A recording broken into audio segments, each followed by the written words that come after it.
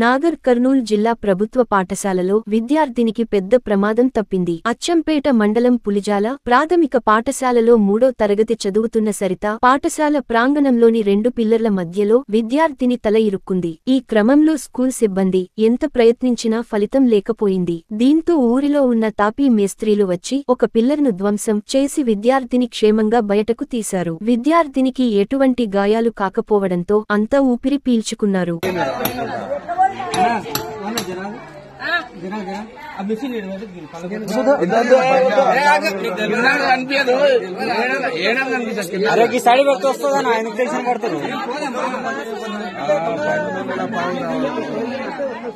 కొంచెం ముందుకు